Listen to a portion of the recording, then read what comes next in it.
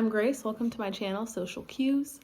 I just finished adding this quilted panel onto the back of this denim jacket, and I'm going to show you how.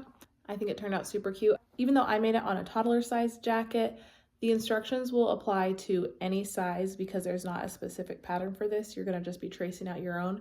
So if you want to make this for an adult or a kid, please follow along, and hopefully yours turns out really great. If you enjoy this video, consider liking and subscribing, and if you don't enjoy this one, I hope you enjoy the next one. The first step is you'll put your denim jacket face down, and you'll get some paper that's somewhat see-through. I'm using regular parchment paper. I'm going to trace this line that is the back panel, this area. I'm going to pin my paper down to the jacket to make sure that it doesn't move around.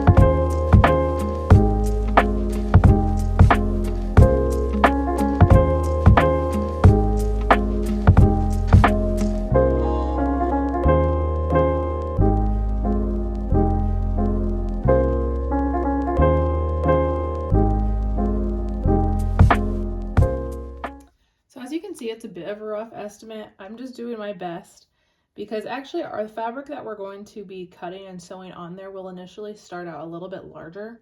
So it's okay if it's not exactly perfect. Okay, now I have my pattern piece and I'm going to arrange my fabric the way I want it to look once it's assembled on the back of my jacket. I chose to do a decorative pattern on the back of my jacket. As you can see, there's some paper that's sticking out on the top and the bottom, and I will show you soon that I had to add even more fabric. So make sure that your fabric pieces go a little bit past your pattern piece of paper. Just keep in mind that as we go to sew all the right sides of these together, because of our seam allowance, we do get some shrinkage with our fabric. I ended up having to add 2 extra panels on top to make sure that it was larger than my denim jacket panel, but now I am ready. So what I'm going to do is I have interfacing that is cut out just a little bit larger than my actual than my actual panel. At this point, to quilt on the fabric to your interfacing, you can choose to do straight lines, you can do wavy lines, or kind of whatever you're feeling. I ended up doing what I can only describe as some casual, chaotic lines. I went side to side and made them wavy. I finished attaching the fabric panel to my interfacing. I went ahead and did what I believe is called stitch in the ditch, where I stitched as into those lines as close as I could. And then just to give it sort of a cool effect, I moved the fabric around as I ran it through my sewing machine, and I kind of created some wavy lines, kind of just to go with an airplane theme. Now it's time to cut the pattern out exactly where you trace. Now this part is very important.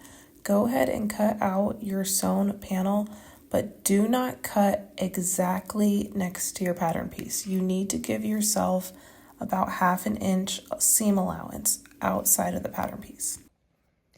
I've pinned the finished panel to the jacket, and I've made sure to tuck in all of the edges, all the raw edges, so that they aren't poking out anywhere along. Now I'm going to take this over to my sewing machine and top stitch all along, making sure that all of the underside of the jacket is out of the way because we don't want to accidentally sew that onto this.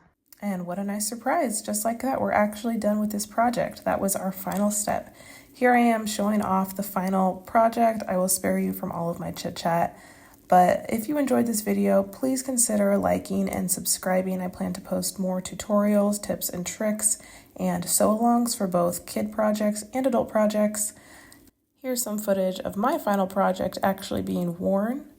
And I hope you have a wonderful day. If you do this, please send me a picture or tag me on Instagram or TikTok. I would love to see it. Bye.